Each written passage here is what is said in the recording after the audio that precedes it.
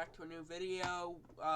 Sorry the last one was so short. I had something I had to do, but we are going to continue Radical Red now.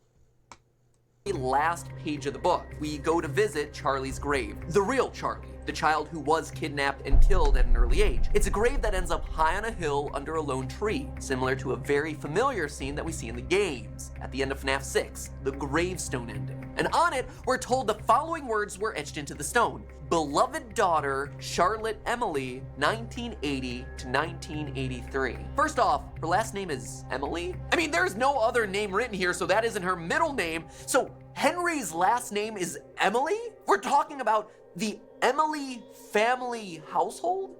It's just weird. I mean, this is a book series filled with animatronics that are possessed by human children and metallic soul glue, but Emily as your last name? That has to be the single largest stretch of imagination out there. And no offense to anyone with Emily as their actual last name. I know it's a real thing. I'm just over-exaggerating my rage for comedic effect. But the important thing here is the date, right? Born in 1980, died in 1983. 83. Should sound familiar, right? Well, why does it matter? FNAF 4. FNAF 4, a game that ends with someone getting themselves bitten, is not depicting the bite of 87 like we all assumed when we first saw that scene, but instead is a game that is set in the year 1983. It frustrated everyone. I mean, why would you choose to do that, Scott? It made no sense for the story that we had become familiar with by that point in the series. It made no sense until today.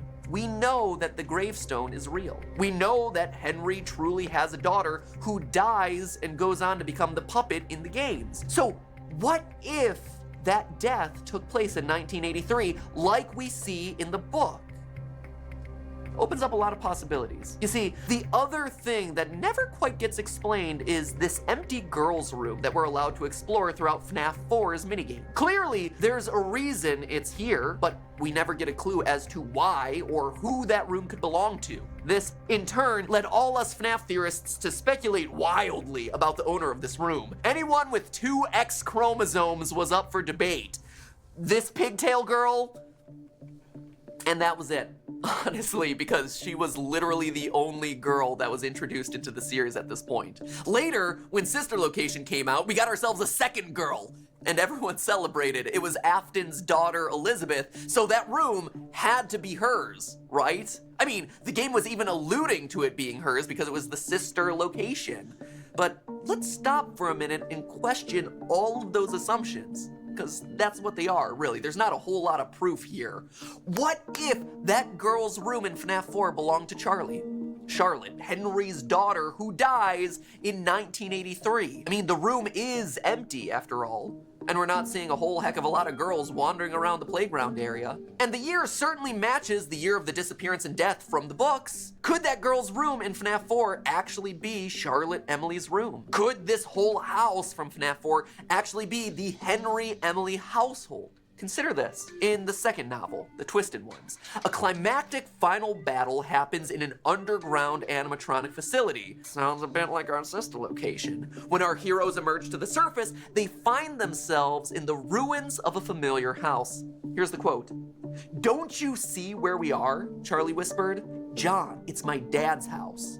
It's the room we found." The underground facility isn't under William Afton's house. Instead, in the books, it's hidden under Henry's house. And now, what do we see in the games? A hidden facility buried directly under the FNAF 4 house. A house that we've been assuming up until this point to be Afton's house. But it's starting to look more and more like it might be Henry's. And that's not all. Let's take a minute to flash back to FNAF 6, shall we? Now, overall, I feel like we've done a pretty darn good job of wrapping up this game's loose ends. We know all the names on the different gravestones. We know what Candy Cadet is rambling on about. We know that Fruity Maze girl here is Susie, who gets lured away and stuffed into Chica. Heck, we even know that the game itself, this building, could be the potential box where the pieces all come together and eventually get burned away. But the one thing that we don't know is the answer to Midnight Motorist, a minigame that, true to form, was the one moment in every FNAF game where everyone collectively looks at the screen and then slams their head on the desk. What? There's an orange guy now? Who the heck is the kid? Where did he go? Why is his window broken? Why are there footprints outside of the window?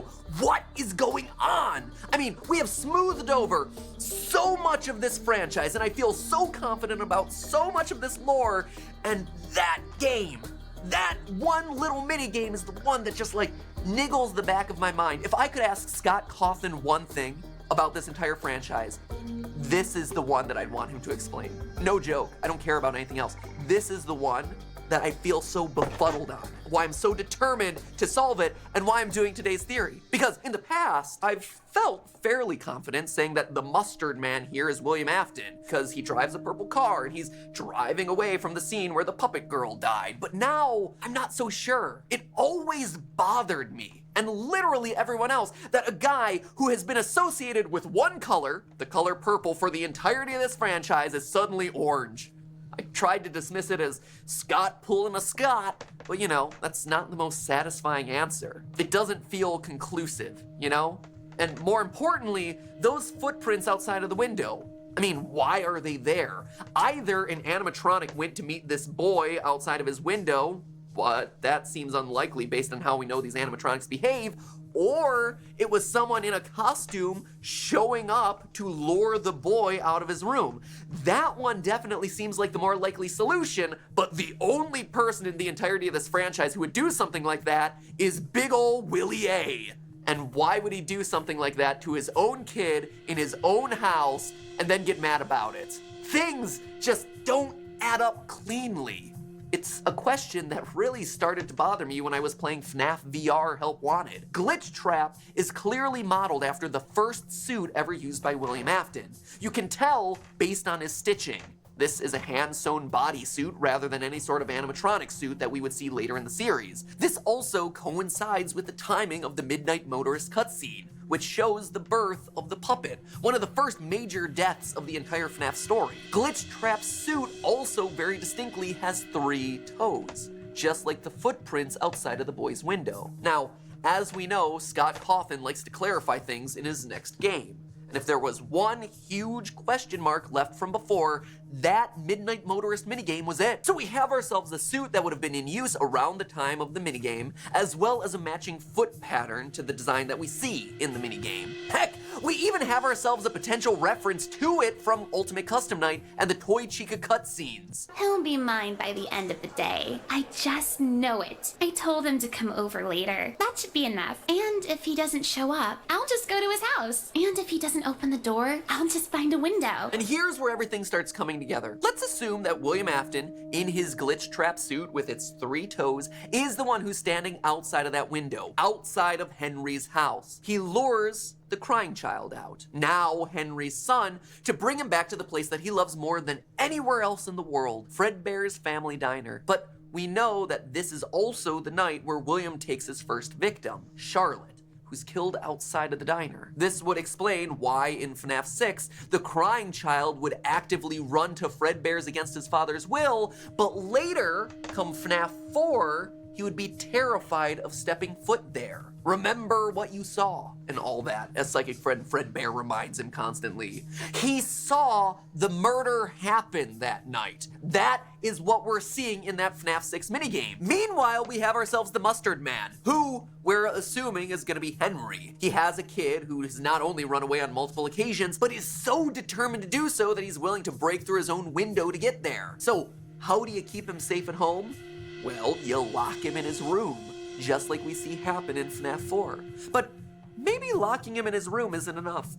Maybe you also have a series of security cameras hidden around the room. Heck, hidden around your house, hiding a security camera inside the Fredbear plushie that he takes everywhere, to keep your son safe, to keep track of where he is at any given point in time. Heck, maybe you could go so far as to design sound illusion discs to make him scared of the animatronics that he's seeing. His once beloved animatronic friends now terrifying to him, causing nightmarish hallucinations of the characters. Just like the discs that we see hidden inside of Funtime Freddy's chest and sister location. The same discs that Henry is confirmed to have created in the books.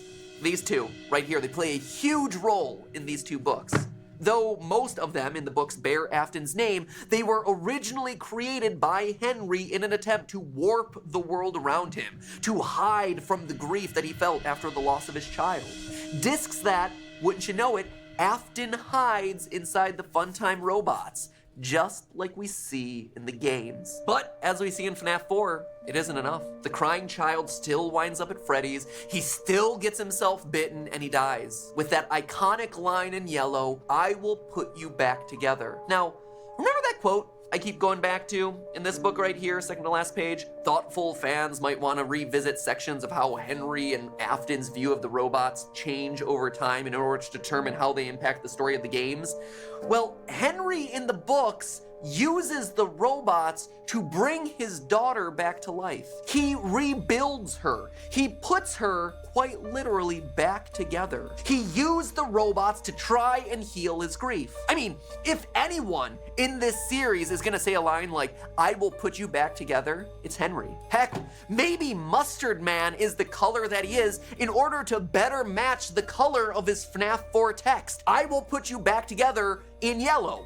And yeah, sure, it's yellow and not orange, but guess what? Purple Guy was pink in his first outing. As the series has gotten darker, so too has the color palette. But seriously, there are two colors that are relatively similar. Maybe there's a connection there. And if the crying child is indeed Michael, as I've talked about a lot in past theories, Henry literally rebuilding his lost son, like he does his lost daughter in the books, explains all of the weirdness of Mike's behavior throughout the series. How he's able to survive being scooped, how he has fragmented memories of his past, how he doesn't die after puking up mom's robot spaghetti, how he's only able to die by fire. I should be dead, but I'm not. It's also worth noting that at no point in the series is Michael ever explicitly identified as Michael Afton. Now, it seems like Mike in Sister Location is referring to William Afton as father. Father, it's me, Michael. And him saying, "I'm going to come find you." As Springtrap appears, definitely makes it seem like he's going out and looking for William, but that may just be another Scott misdirect. It's open to interpretation. I mean, this scene alone still has people convinced that Springtrap is Mike trapped inside of the suit. Mike Trap, even though I feel like it's pretty well established at this point that it's William Afton in there. It's still Will Trap. But there are people who are vehemently determined that Mike Trap is the reality of the canon of this series. Regardless of the whole Michael stuff, William Afton in these books is all about achieving immortality through the robots. He's interested in the science of it all. He wants to study the original FNAF gang and replicate the living metal that resulted from their deaths. That's why we see him tearing apart the robots in FNAF 3's minigames. He wants access to their metal. He wants to harvest it to run experiments. He wants to melt down those living endoskeletons so he can harness the possessed metal to create the Funtime animatronics. I mean, that is the whole point of Candy Cadet's stories in FNAF 6. 5 things melted down to create one thing, and it's exactly what we see happen as a huge plot point in the final book. Henry, on the other hand, is the emotional one. He's a creator who gets too invested in his own work. He's a bit of a neglectful father while he's alive, but he's devastated when he loses his daughter, turning to the one and only thing that he knows and understands to try and bring her back: robots. He goes to extreme lengths to use his robotic skills to try and bring her back to life, and he does it. He succeeds. He creates the most absurdly lifelike humanoid animatronics ever in science fiction. And they have to be to do some of the stuff that you see happen in these books because it is absurd. But if we are truly meant to apply the themes of these books to the games, then this isn't the Afton family household. It doesn't make sense. It's the Emily family household. It would explain the factory under the house. It would explain the empty girl's bedroom in FNAF 4. It would explain the 1983 date that we're presented with. It would say why Mustard Man is yellow, why there are footprints outside the window, why the crying child is suddenly scared of Freddy's, and it would even go so far as to explain the line, "I will put you back together." I mean, are there holes to this thing? Absolutely. Are there things that are difficult to explain? Are you kidding me? This is FNAF. Gonna be true no matter this is William's house, Henry's house, or the frickin' White House. It's an extreme theory, but I think it's one that's worth considering because of its alignment with the books, and because of the lingering threads that it answers. which is why today I encourage you to discuss down below in the comments, discuss over on Reddit, and most importantly to remember that it's all just a theory. A game theory! Thanks for watching.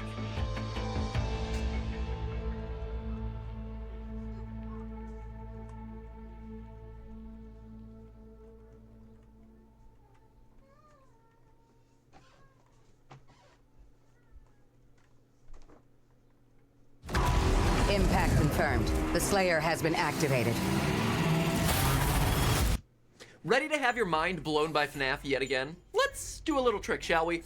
I'm in the process of currently downloading and installing brand new copies of each and every one of the FNAF games, so you all know that we're working with a blank slate here. But the games that we're specifically interested in are FNAF World and Ultimate Custom Night, the free ones. Huzzah for not having to buy these games for literally like the 4th time. Let me just open up both of these on the computer to show you that we are working with absolutely clean and fresh copies of both these games. Open up FNAF World. The first time that we open this, we should get that cutscene of the 2 yellow beady eyes telling us that something has happened out in the world. There it is. We're just gonna wait here a second while that dramatically plays. We hit start. And you can see here, literally nothing on screen, right? We have slots 1, 2, and 3, all empty, no trophies along the bottom. And that's the important point here, right? Each time you beat the game, you get a different trophy along the bottom based on what ending you got. So notice 0 trophies, 0 endings, 0 gameplay. Okay, so we're gonna X out of that as well. Fantastic. Hopping on over to Ultimate Custom Night, there is no high scores unlocked. We have no power-ups that have been given to us. Our office is the default office.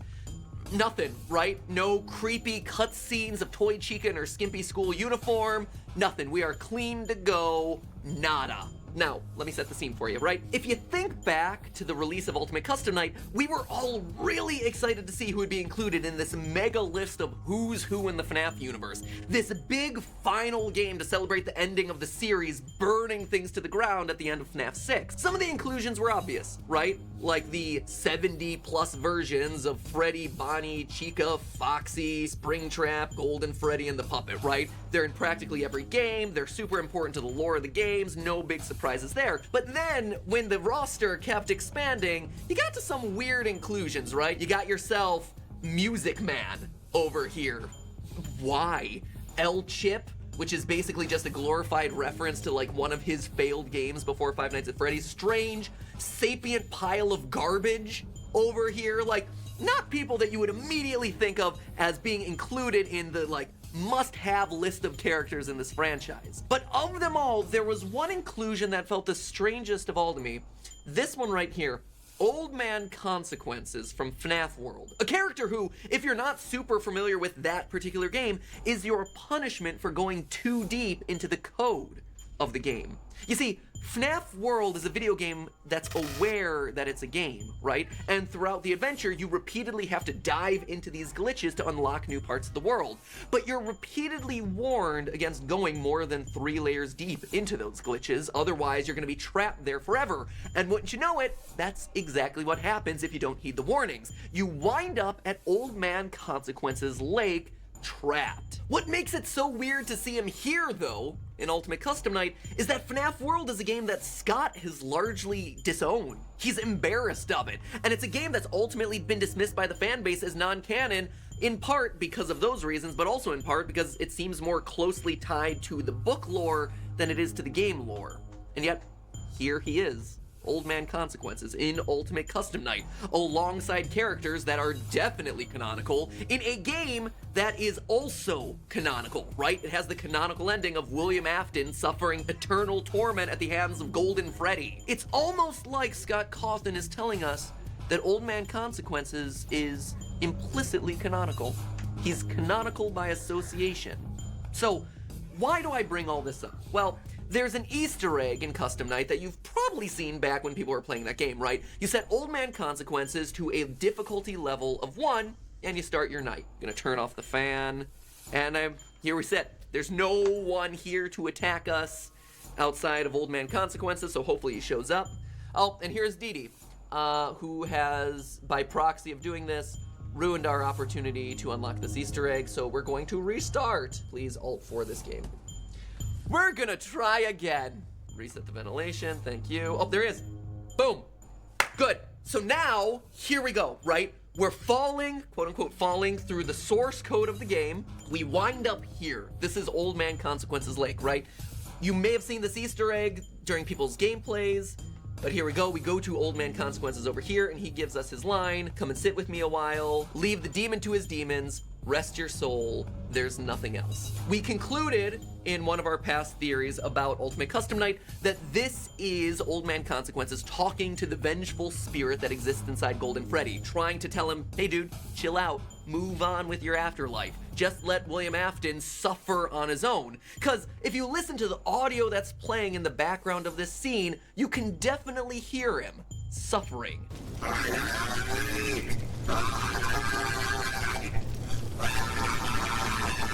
Well, it's either his tormented screams or, you know, Scott Cawthon shouting through a fan. Now, most people seeing this Easter egg would be like, well, now what do? There's nothing else. I guess I gotta restart the game. Alt F4. And already this would be a really cool, really elaborate Easter egg. However, for those of us who have played through and know FNAF World better than we probably should, we know that there is one final thing that you can do in this scene, right? You can move on over to the top of the lake and you can drown yourself. Now, in that game, when you did this, it would actually reveal a secret ending that is completely hidden from that game's texture files. It shows a person standing alongside two smaller figures in front of this flashing TV screen. It's a parent and their two kids, or at least that's as much as I can make of it, right? And sure enough, you can actually do the same thing here in Ultimate Custom Night, going into the lake and drowning yourself. Except here, it ultimately crashes the game. I'm going deep into the lake. Uh-oh, I'm trapped in the water. Oh no! It's like quicksand. It's not so much a lake as it is quicksand, but here we go. We're going down into the lake, deeper, deeper, deeper, deeper, and it crashes the game, right? We're back to the home screen. No hidden ending or Easter egg there. But here's where things get crazy. Instead of me booting up Ultimate Custom Night again, we're gonna hop back over to that brand new, fresh, clean copy of FNAF World that I showed you earlier. Here we go, FNAF World. We have not played this game whatsoever, and we hit start. Wouldn't you know it? Without playing a second of this game, look what suddenly appeared on our menu screen. A trophy that you unlock in FNAF World by visiting Old Man Consequences Lake. In other words, these two games, but more importantly, in the lore of this franchise, these two worlds are connected. Somehow. But what does all this mean? That, my friends, is our episode for today.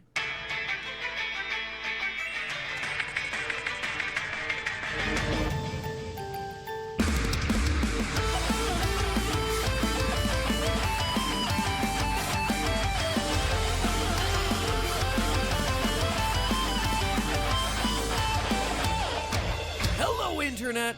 Welcome to Game Theory, the channel where it's always April considering the number of Easter egg hunts we go on. So that connection between FNAF World and Ultimate Custom Night was originally discovered by Reddit user Roxas Lucario, and it ultimately hinges on an info file that collects variable information from across the various games. For instance, the first time you start up FNAF World, you're presented with an opening cutscene. Something went very wrong. That's why I'm here. I will put you back together. Great, awesome. Go to the info page after seeing that creepy opening cutscene, and suddenly the trigger first is activated, presumably telling the game that you've seen that scene once before, so for all subsequent playthroughs, you don't have to see it again. That's how these sorts of variables work. But what's weird, though, is that the trigger for this drowned ending and unlocking the trophy is titled Beat Game 4, which might just mean it's the fourth ending of FNAF World, fine, but why then would Scott use that exact same variable name in Ultimate Custom Night? It's not like there's multiple endings in that game, and it's not like Ultimate Custom Night is the fourth game in the franchise. Him using that exact same variable name suggests that the connection between the two was very much intentional, and that, my friends, is just scratching the surface. Because this small but very,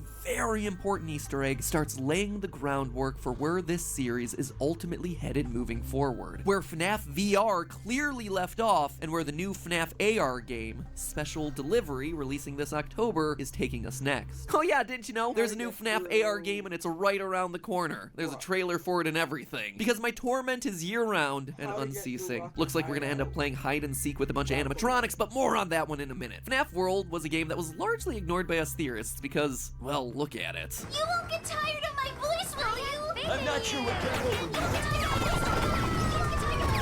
But in all seriousness, for all the memes lol this franchise has, it's never been particularly meta. The lore, on the whole, was its own self-contained story within this fictional universe. The only times things got truly meta was in FNAF World, which sure helped us to predict the appearance of Baby and Henry into the mainline games, but it was also the game where Scott Cawthon literally appears as the final boss, complaining about how sick he was of pumping out new games for our insatiable appetite for animatronic death. Scott, you're our mama bird, my friend. Puke that sweet, sweet lore down into my gullet. But you can see why most of us would take this as a joke, right? Scott isn't a character in the FNAF universe, so it has to be just another game for the lols. Except now, Scott is a character in the games. As of FNAF VR, it's revealed to us that Scott, since the beginning, has played a critical role in the lore of the FNAF universe. We know that Fazbear Entertainment has developed something of a bad reputation over the last few decades, and while it's true that some stories associated with our name were loosely based on actual events, the majority of them were total fabrications from the mind of a complete lunatic. Lawsuits pending. And if that wasn't explicit enough, the secret tapes hidden throughout the game make it even clearer. They lied to us. They lied to all of us.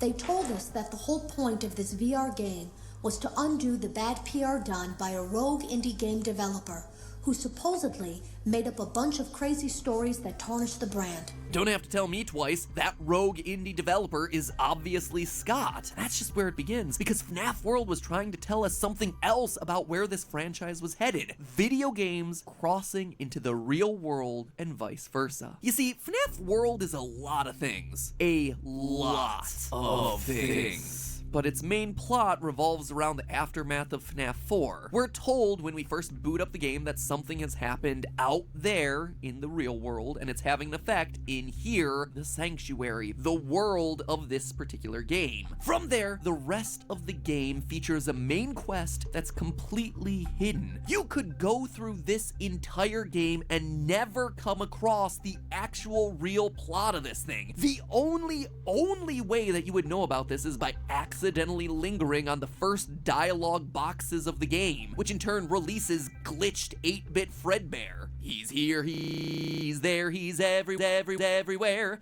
Who we gonna call? Glitched 8-bit Fredbear. This, in turn, unlocks separate missions to find clocks, and it's here that we find our first instance of video game to real life crossover. You see, each clock is a minigame that connects back to FNAF 3, and all the individual steps necessary to unlock the Happiest Day cutscene. That game's good and canonical ending. If you think way back to that game, it always bothered me that punching random blocks on a wall or double-clicking a random poster in your real-life security office was somehow allowing us to put the spirits of the dead children to rest. But FNAF World gave us an explanation even though we ignored it back at the time. FNAF World, the game world, or more accurately, the spirits that are trapped existing in that game's code, were able to push out and affect changes IRL through those clock minigames. That's how you get these kind of video gamey moments in what is otherwise a realistic, albeit haunted setting. Now, why is any of this important? Why are we talking about it now so many years after these games were first released? Well, because it's only starting to matter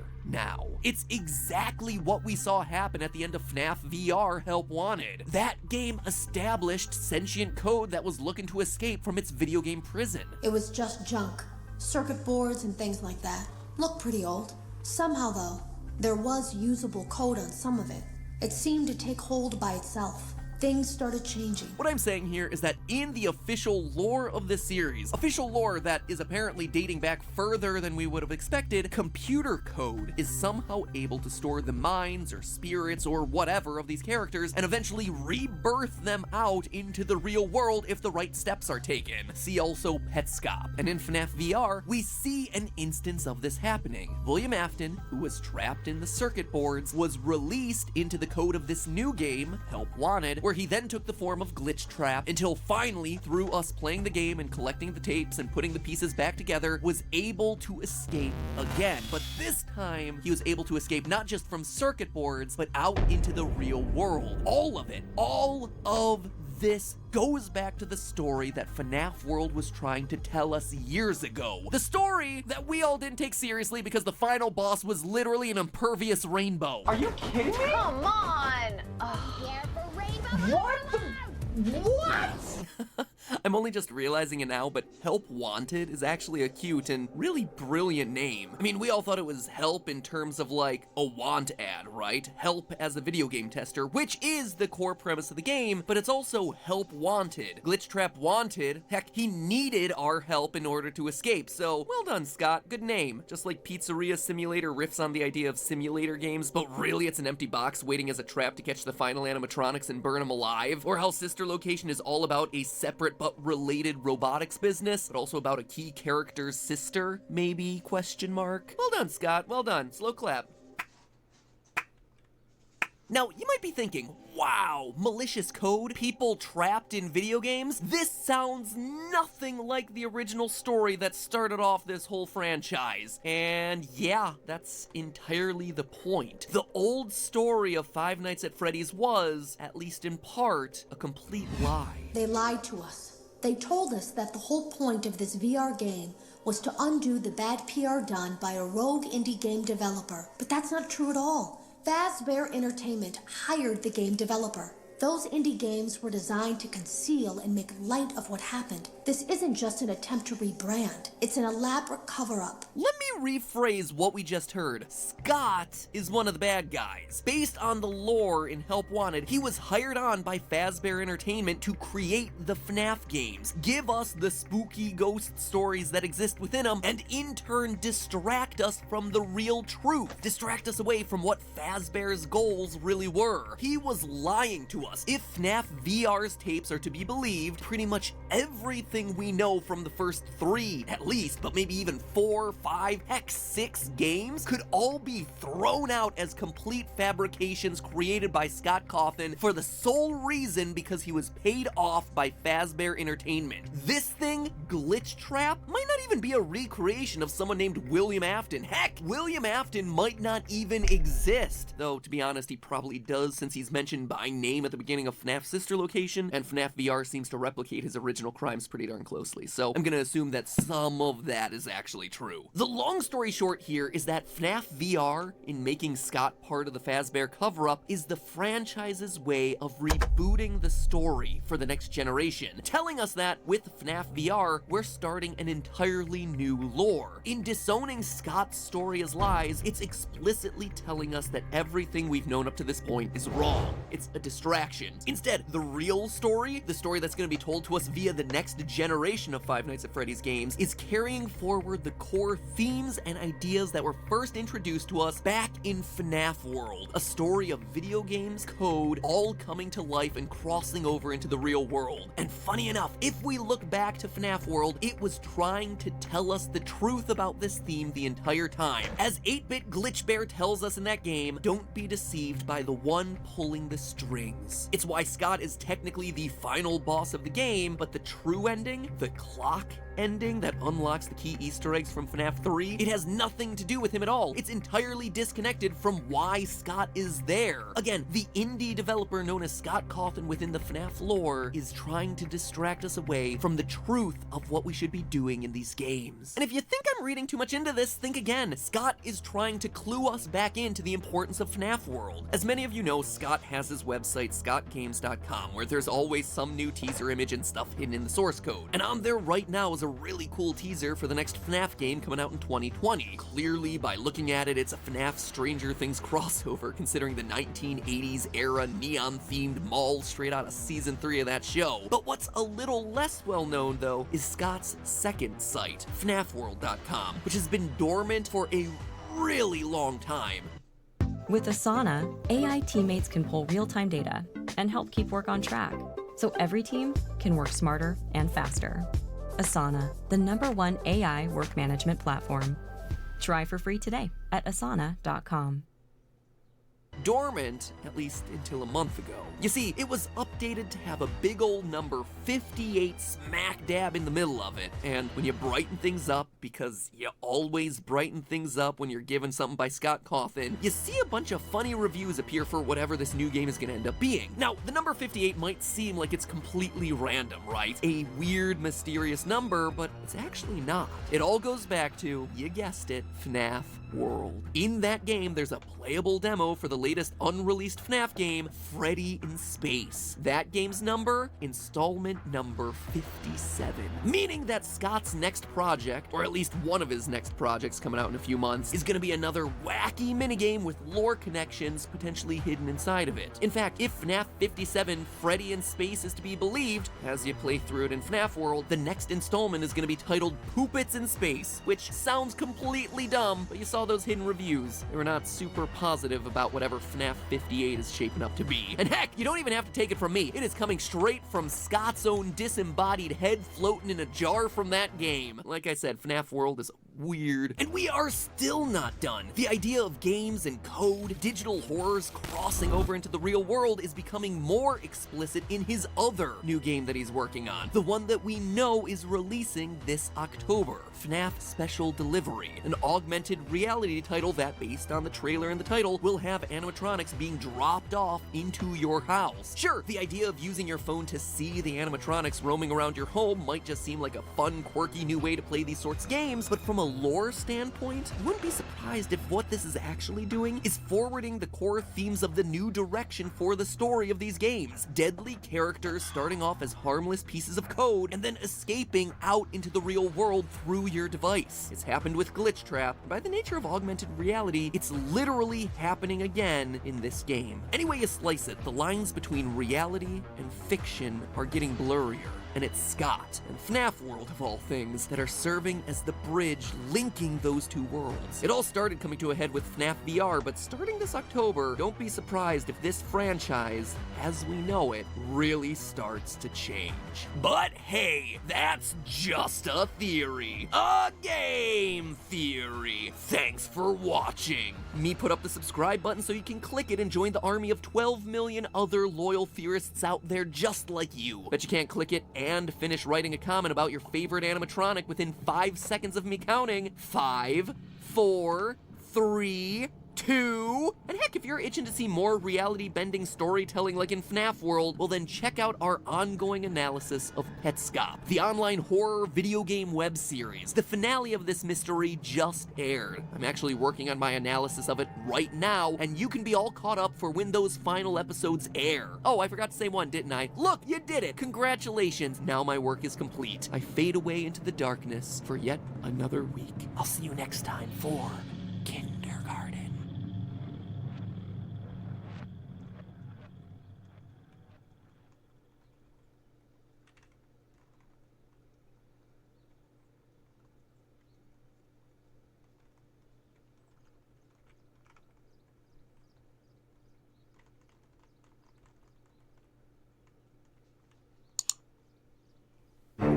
Dear Scott Cawthon, hi, it's me, Austin, and it is time for my biggest challenge yet. Can I do a video on a game?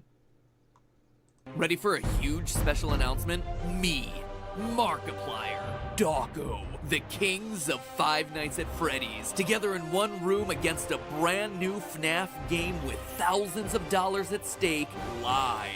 Do I have your attention? Great! Because it's happening right here on the channel December 3rd. Mark your calendars, you're not gonna wanna miss this. But Why are we doing this, you might ask? Well, every year Steph and I try to do at least one major charity event for a cause that affects all of us here in the theorist community. And last year, with your help, we donated over $200,000, all dedicated to researching better treatments for depression and other mental illnesses. And this year, we're taking on cancer. Specifically childhood cancer, because I think all of us have at least at some point known or lost someone to cancer. And it's without a doubt the scariest diagnosis that a family could possibly receive.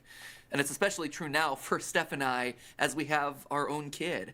Which is why we're especially honored to be partnering with St. Jude Children's Research Hospital, which, if you haven't heard of this incredible organization, is a hospital dedicated to treating children from around the world who've all been diagnosed with cancer and other life-threatening diseases. I'm gonna be 33 years old, and I just learned this word. And to think that, like, there's a kid who's 10 years old and wrote this. Heparin? No. Because I don't have to know. It just puts into perspective about how lucky you are.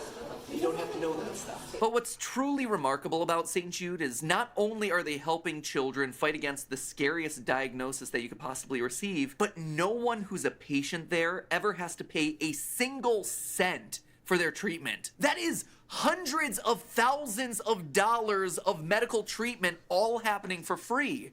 And their good work doesn't just stop at helping individual families either. They aren't just helping to treat cancer in single patients, they are the foremost leader in researching new ways to stop cancer, to kill it dead, and then spreading that knowledge for free to the rest of the world so that everyone can use that information to try and find better, more effective cures faster. Most other organizations would hide that sort of information. They would guard it and keep it for themselves so that they could make a lot of money off of it. But here's St. Jude, right? Who are all about this idea of working together to find a way to kill cancer once and for all. One child treated at St. Jude literally translates to 1,000 more that are treated in hospitals around the world. Long story short, St. Jude is just an incredible organization, which is why throughout the rest of November, we'll be helping to raise money for all the good work that they do, with the big event being held on December 3rd. That's the marathon live stream event in their honor. And that's not just us. That's the Try Guys. It's Odd Ones Out. It's Rosanna Pansino. It's Vsauce 3. It's Miranda Sings and Gerard and Kyle Hill.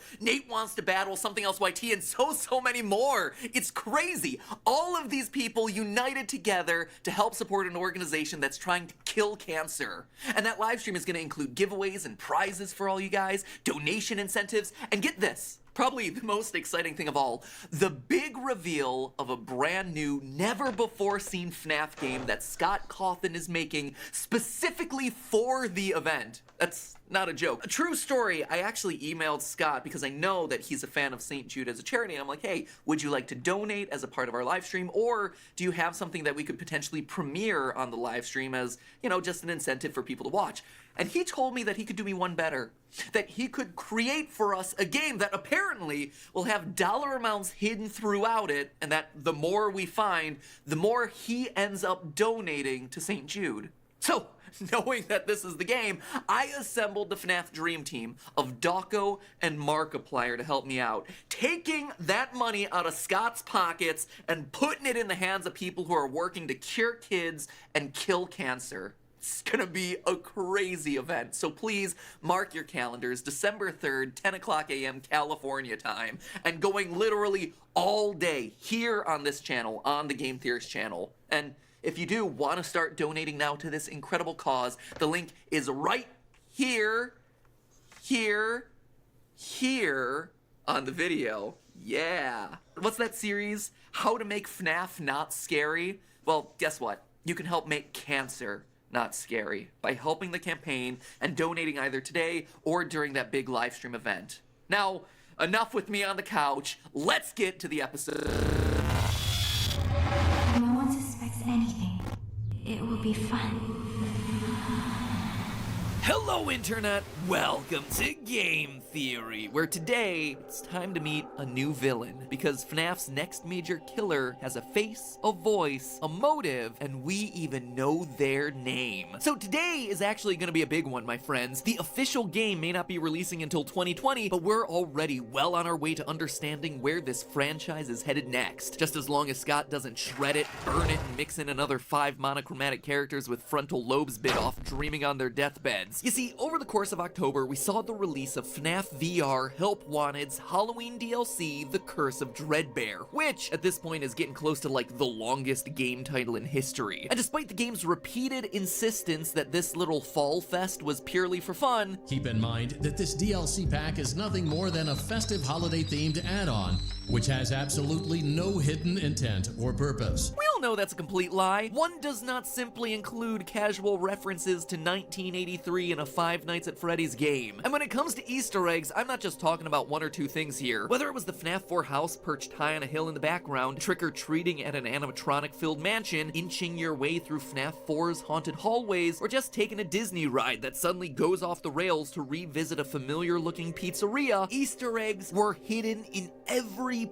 pixel of this DLC. Here's a list of a few that were worth calling out, but don't merit a full-fledged theory. First, the masks that you wear for the trick-or-treat minigame are most likely the real-world versions of the masks that we see the bullies wearing during the Five Nights at Freddy's 4 bite. This reinforces the idea that in the grand timeline of events, Freddy Fazbear's Pizza was popular enough as a franchise by 1983 to have its own line of Halloween masks. In other words, it's more evidence to suggest that this location that we see in FNAF 4 isn't the first pizzeria. It's not the beginning of the timeline. Point number 2, when you win a minigame, you see posters randomly generated around the walls. The thing is, all of these posters have appeared in a previous game, FNAF 6 Pizzeria Simulator. They appear in the alleyways where the salvage animatronics can be found. Manwolf, clown pictures referencing Baby, and Spookfest. What's particularly interesting though is that Spookfest one, which could in fact be referring to the exact fall festival that we're attending. That poster in particular always felt like a random addition to those alleyway scenes, and as we know, Scott don't do coincidences. It's also worth noting that I've seen one playthrough from the channel Johnny Blocks that had 3 clown pictures appear on the walls. After throwing a dart at each one, the barn suddenly switched over to rave mode. Black lights on for the party, becoming possessed by Golden Freddy. We can tell that as evidenced by the It's Me banner hanging over the top of the barn. Now, I can't confirm whether this is real because he's the only playthrough I've seen been able to do this, and also spawning 3 clown pictures randomly is just seemingly impossible odds. And also, it strikes me as weird because from a lore perspective, Golden Freddy at this point should be hanging out in the afterlife with our dearly departed William Afton. But still, it is something that's definitely worth calling out, and if any of you out there have a means of testing it, go forth and double check it. And lastly, during the game over screen, you see a giant dread bear looming over top of the hillside covered in gravestones. On top of the hill, you can make out what appears to be some sort of purple glitch. By hacking outside the bounds of the game, just like the channel Kuno Leo did, you can see that it's indeed a glitching gravestone, surrounded on all sides by 7 normal-looking gravestones. Now, 6 gravestones would seem to be a reference to Pizzeria Simulator's gravestone ending, symbolic of the 5 murdered children during the missing children's incident,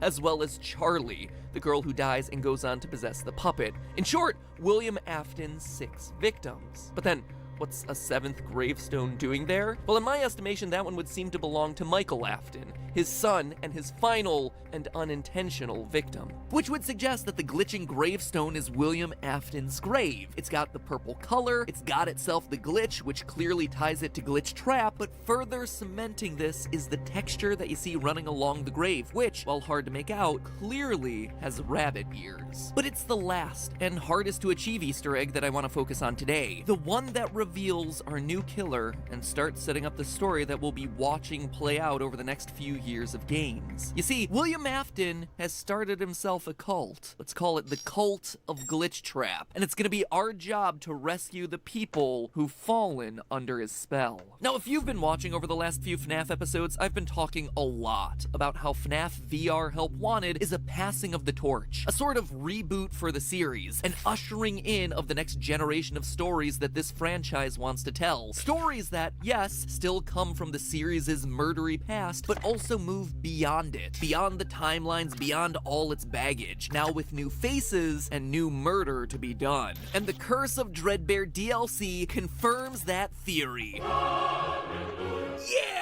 Ring the bell, my friends! That's right, I got a FNAF theory correct! The largest, longest, and quite frankly hardest minigame of the DLC pack is called Corn Maze, which has Dayglow Foxy hunting you down as you search for keys in an abandoned maze filled with what are truly the scariest part of the game, really loud crows. Oh god! Whoa, what the heck was that? Oh my lordy. Sure, you can find one key and escape, but if you manage to survive to find all 4 keys, suddenly a 5th key spawns in the arena, purple and glitching, which should already cue you in on what's coming. This 5th key unlocks a cellar located at the middle of the maze, one that resembles our prize barn, except now it's all torn up, looking like it's been slowly laid to waste with time. But there's a sinister gift waiting for us on the table, a white bunny mask with a fleshy, almost bloody interior.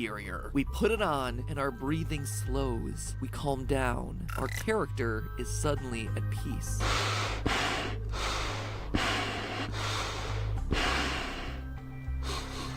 But there's more. Back in the prize counter, we suddenly have the option of wearing the mask again. Putting just the mask on doesn't do anything except obstruct your vision because masks suck. But if you put it on while holding Glitch Trap, suddenly someone, a woman, starts to speak. Yes, I hear you. I know. No, there's no miscommunication. I understand. Yes, I have it. I made it myself. I think you would like it. No one suspects anything. Don't worry. I'll be ready, and I won't let you down. It will be fun. A woman having a sinister one-way conversation with someone, or something. I don't think I need to spell this one out for you, right? She is clearly talking to William. Glitch Trap. The fact that this conversation requires you to be wearing the mask, which represents her, and holding the rabbit, which represents him, seems to be all the proof that we would need. But now let's look at specifically what they're saying. Based on her saying things like, yes, I have it, I made it myself, you would like it, she seems to be referring to the bunny mask. That is her creation. The voice, William, clearly dictated to her that she needed to create some sort of bunny mask to carry on his tradition of Lapin-themed murder. The line, no one suspects anything, clearly seems to indicate that she's been hiding in plain sight, much like a pizzeria's security guard who's planning to kidnap kids. Or, as I brought up in a previous theory, a game tester who's suddenly been brainwashed by a rogue piece of malware. Which leads us to the other lines about there being no miscommunication, being ready, and not letting him down. Those all seem to indicate that William senses hesitation or fear in the woman about fulfilling on his plan. This is reinforced by the name of this voiced character. On Scott's Voices.com page, where he tends to hire out actors for their various roles in the game, the listing was named Reluctant Follower. So this woman is clearly a devotee of Afton, but she's hesitant. I mean, going so far as to actually kidnap kids and, turn them into remnant soup or something is a lot to ask of anyone, honestly. It's also important to note here that the word reluctant doesn't necessarily mean unwilling. I mean, it can, certainly, but in this case, it seems like she's trying to please her master, William Afton, saying things like, I think you would like it, and convincing herself that this will be fun. It's not that William has control over her body and is forcing her to do things, she's just nervous to take that final leap. What this all tells us is that William has been successful in what Tape Girl warned us about. That FNAF VR is a Trojan horse. It's carrying the virus that is William Afton. Now, whether that's him as code or AI or it's just his spirit being passed along isn't really important. What matters is that he's suddenly able to enter the minds of its testers. It's why we hear the story of Jeremy throughout those FNAF VR tapes. A man who went crazy and ultimately sliced off his own face. He was probably starting to slip under the control of Glitch Trap, but tried his best to fight back in whatever way he could. That's also why every ending of that game is a bad one. The fact that we need the green bunny to hear this dialogue confirms that all those vague cutscenes at the end of the game are of him escaping. Because without the tapes, Glitch Trap is still disassembled in the game, and this dialogue of a brainwashed devotee isn't possible. But what we're also learning here is that while Glitch Trap is able to invade the mind of a person, he can't fully possess their body. He's limited to only being a voice inside their head. He has to convince them to do his bidding and continue to push them to fulfill their mission. Mask Girl is scared, she's hesitant, she's reluctant, and must be cajoled into acting on William's wishes. She's slowly descending into madness. And wait a minute, why does that sound so familiar? Oh yeah, because it's one of the upcoming projects that Scott's been teasing for the better part of the last year. It's a pretty accurate title for a game where your villain starts as a normal game tester, but then is forced to listen to the voice in her head telling her to kill. It's also worth noting that there's a similar conversation currently hidden in the source code of Scott's website, except here we actually see both sides of the conversation. Stay the course. I will. Focus on my voice. I will. Don't let anyone lead you astray. I won't. Have you selected one? I have. That line of, "Don't let anyone lead you astray," really stands out. Again, reinforcing this idea that the followers aren't fully under Afton's control, that they can be swayed or saved in some way, just like people in a real cult. It looks like we might be able to save these innocents from Afton's grasp before they commit any sorts of crime this time. And where will those crimes be happening? Well, a few weeks ago, this was the image on Scott's website. Just more cool 80s-tastic FNAF teasers for the new game that's coming out in 2020. But when the full Dreadbear DLC was released, the image got altered slightly to this. Notice those floppy ears? Looks like our new killer might be on the hunt in the mall. Looks like 2020 found itself a new female FNAF killer. And if she's truly working undercover with no one suspecting anything, clearly she must be a mall cop, segueing to a murder scene near Spencer's Gifts. And I would end it there, except we can also figure out her name. Brightening images, digging through source code, that is so FNAF 1.0. At this point, the series is 5 years old. It's matured, and the fan base has matured. And the way that we're able, and perhaps even expected, to dig for clues has gotten significantly more advanced. It's like an arms race. Scott finds a new way to hide clues, one person in the community breaks the code, and suddenly it's in our tool belt. Next time he releases something, boom, we immediately whip that tool out. That sounded wrong. Maybe let's not whip out our tools and instead smartly and respectfully remove that tool from our tool belt and apply it to the problem at hand. Let me give you an example of this. Brightening images. The first 1 or 2 times Scott did this, it was completely unique. No developer had ever really done anything like that before, and as a result, it took a little while to discover his hidden messages. But after 1 or 2 times, now we know it's a trick he can use, so no one even bothers to look at the image itself. It's just straight into those contrast sliders. The same thing with looking at source code, the same thing with digging through game files, and on, with each one slightly more complicated than the last. And now we've unlocked ourselves a brand new clue-finding technique. In the source code for Scott's site, the shadow image and its previous form were both named the same thing, 7_1. FNAF 7 Teaser 1, nothing too exciting there. But that's only the name that Scott wants us to see. You see, I learned a lot from making an ARG over the last year, and one of the biggest tricks was that images can be opened as text files using a program like Notepad, and that the text often reveals a lot of secrets about the history of a given image. Like here, if I open up a JPEG of one of our Minecraft thumbnails, you can see that it was saved using Adobe Photoshop, even down to the specific version. You can even see that there are some text layers here, and what those text layers are called, labeled title, hardwood, and ouchie tree. We're very creative with our layer titles. Anyway, if you open up the first of these 2 Scott Games image files on the site, you see that even though it's called 7_1 in the source code, its original file name was Glamrock Fred Poster. Very cool, eat your heart out, Stranger Things in American Horror Story. It's FNAF's turn to revisit the era of big hair and even bigger shoulder pads. So we know in 2020, in this new game, we're going to be introduced to the glam rock animatronics. Very cool, gnarly, totally tubular. No, that was a 90s thing. Wicked, I think, was an 80s thing. Anyway, if you open up the new version of the image, the one with the rabbit shadow, we see that the true name of the file has been changed. It's no longer Glamrock Fred Poster. It now reads Shadow of Vanny. So it would seem that Vanny is the new name of our killer. It's an odd one to be sure, but I honestly don't think that's it. I actually think it's probably a combination of her real name, Vanessa, and her mask, the White Rabbit, or Bunny, Vanessa Bunny, Vanny. Just like Will Trap and Mike Bot and all the other weird ship names we have in this franchise. Every time. So there you have it, my friends. Preview of the coming events in the FNAF franchise. It's the story of Vanny. Vanessa Bunny, a normal person driven into madness by the voice of William Afton talking to her in her head to go out and kill people. She might be the only one right now, but there could be hundreds out there. A cult of Glitchtrap, if you will, following in his bunny toad footsteps. And we know that this is the case based on the fact that Glitchtrap is still seen dancing in the background of that DLC. He is now apparently able to copy himself. It's worth noting that that's an Easter egg that was left in, actually overwriting an oversized Dreadbear. So you know that this one's intentional, right? It says that Glitchtrap is a copy, and that he's able to copy himself over and over and over again. The cult of Glitchtrap spreads. And now we just have to wait for the next sign of that killer to strike.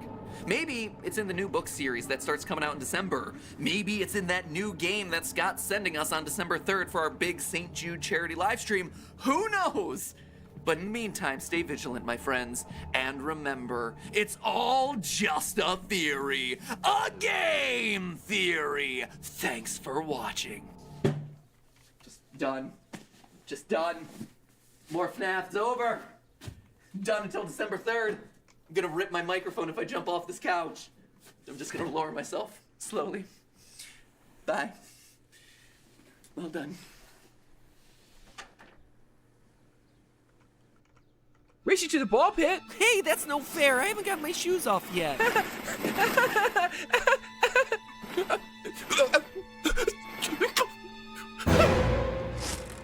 Made it. Ozzy? Ozzy? Ozzy? Ozzy!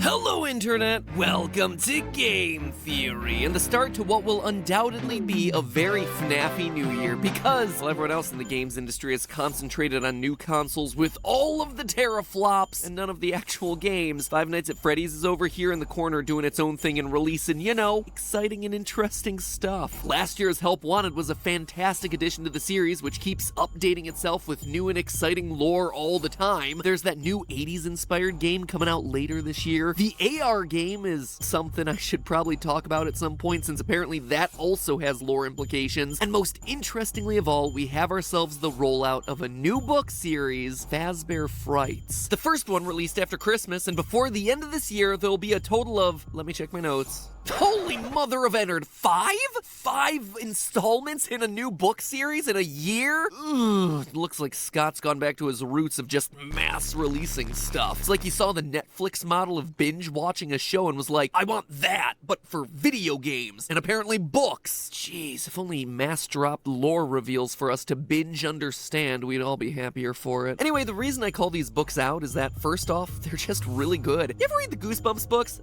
I definitely did. Every single one. Night of the Living Dummy and Ghost Next Door every day, fam. Well, Fazbear Frights is just a modern version of those, with each book containing 3 short horror stories all set within the FNAF universe. And true to them being a part of the franchise, they aren't afraid to get super bleak. Today's episode is going to go into detail for the first 3, so if you want to read them blind, consider this your spoiler warning. Anyway, to give you a sense of tone, one story ends with a girl finding her severed body parts hidden away in plastic bags, only to then realize that she herself has been piece by piece replaced with a robotic body. In another, a teenage girl's imprisoned and forced to choose the way in which she is gonna die, with options ranging from boiling alive to electrocution to decapitation. She chooses the decap attack. Dear FNAF tubers, I know we were all super worried about Kappa coming in and striking us down, but when we're covering stories like these, I think we're pretty darn safe. But of course, I wouldn't be talking about all this on Game Theory if it wasn't for the lore. These aren't just random horror stories. Each one is connected back to characters and locations that we know from the original games. The girl who makes a wish to be beautiful and then is unknowingly hacked to pieces? Well, the fairy godmother doing the hacking is a red pigtailed clown robot with green eyes. Does that description sound familiar to anyone? What about the girl who opts for decapitation? Well, I mentioned that she's imprisoned. What I left out was that she's actually trapped in the stomach of a white and pink bear with a twisted sense of humor and a thirst for blood. And if all that's too subtle for you, well, the first story outright has a guy in a golden bunny suit taking us to see 6 murdered kids in the back of a Freddy's Pizzeria in the year 1985. Pretty darn direct, but more on that later. These stories matter because they're giving us more information about how the FNAF universe operates, sometimes in very direct ways, like giving us the exact number of murder victims and the dates of their death, and sometimes in more indirect ways, by showing us that this is a canon where a girl can be rebuilt day by day, piece by piece as a human-robot hybrid so realistic that no one, not even herself, realizes it. And so that is what we're covering today. What these stories show us about the FNAF universe, what they confirm, and also what important new details they unlock. Plus, they open up a big theory about the games, one that I actually got wrong late last year, and I'm very excited about now. So with all that said, reader beware, you're in for a scare. Oh, and for those of you who've dismissed the stories as non-canon, I wouldn't be too quick to judge these books. Each one of them has this in its official description. Quote, "In this volume, horror master Scott Cawthon spins 3 sinister novella-length stories from different corners of his series' canon." End quote. Different corners of the canon, you say? Sounds to me like some stories are going to be more aligned with the trilogy of books, some more so with the canon of the games, but still, all of them existing within the canon itself. So absolutely worth our time to investigate. The first story actually has a lot to cover, so I'm gonna just save that one for last and instead start with the second, To Be Beautiful. In it, Sarah, a 14-year-old girl, rescues a red pigtailed clown animatronic from the trunk of a car that she finds in a scrapyard. Grateful to be saved, the robot, who calls herself Eleanor, but is probably better described as Giraffe Baby based on the cut illustrations from the book, says that she'll grant any wish. Sarah wishes to be beautiful, and Baby, like a twisted fairy godmother, makes it happen by putting Sarah to sleep every night and hacking off sections of her body while she's unconscious, replacing them with robotic junk.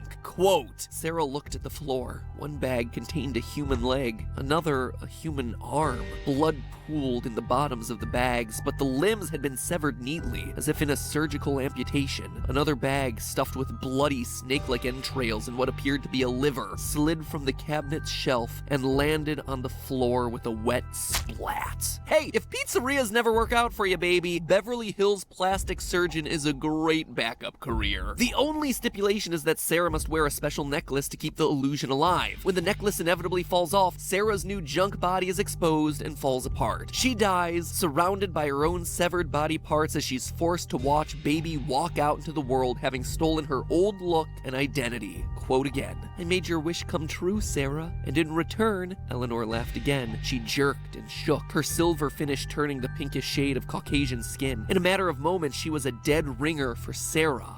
Well, you certainly made my wishes come true. Great story to read to the kids at night, by the way. Good night, sleep tight, don't let the shape-shifting robot slice off your face and steal it. Anyway, as I mentioned before, Sarah's extreme makeover confirms that in the FNAF canon, humans can be partly or fully robotic without ever knowing it. We've seen it before in the original trilogy of books, where the fourth closet revealed that protagonist Charlie was a highly advanced robot, and we're seeing it again happen here. A normal human Sarah unknowingly being remade into a robot. The fact that this is now a recurring element of the series goes to support the idea that Michael, the crying child of FNAF 4, after getting bitten, could have been put back together in a much more literal way than any of us were expecting all those years ago. He was put together as a machine. He grew up without knowing it and was only able to figure it all out once he miraculously survived being scooped at the end of Sister Location. But something is wrong with me.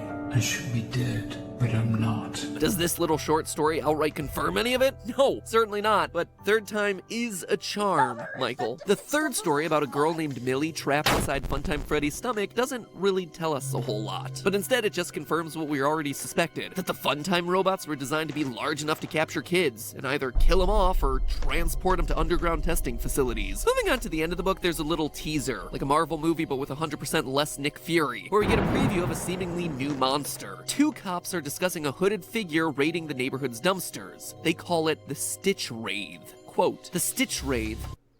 Get ready for Universal Epic Universe, featuring the wizarding world of Harry Potter, Ministry of Magic, and Super Nintendo World. Now open at Universal Orlando Resort. Tickets and packages on sale now at universalorlando.com. Witnesses said was a shrouded figure in some sort of cloak. The detective squinted at a picture that showed the figure pulling what seemed to be a mannequin's torso from the dumpster. The face wasn't a face. Not a human face, anyway. It looked more like a mask. The face was round, and its features were drawn onto the curved white surface. It had dark eyes, one of which looked blackened. Were those blood stains around the mouth? End quote. To me, the Stitch Wraith is just a cooler name for Ennard. I mean, you got yourself a creature that has a white mask with a missing blacked out eye, sharp, potentially bloody teeth, and a lurching walk. Definitely similar to the way that he's shown in the games. Ennard's obsession with trash would also be appropriate for the Stitch Wraith. I mean, it's just a mass of wires. It needs something like a mannequin torso to give it form. We actually see the same thing with Scrap Baby's design from FNAF 6. Between games, she clearly assimilated any and all garbage into her form to be more passable and human. To me, I gotta be honest, I just think the Stitch Wraith story is cool because it shows the outside world's reaction to the Freddy creatures that we all know. It starts to show what happened to them after the events of the game. It connects the dots for the story after the credits finished rolling. To know that Ennard, after he escapes from Sister Location, to the in-universe people going about their daily lives is just this urban legend named the Stitch Wraith, I guess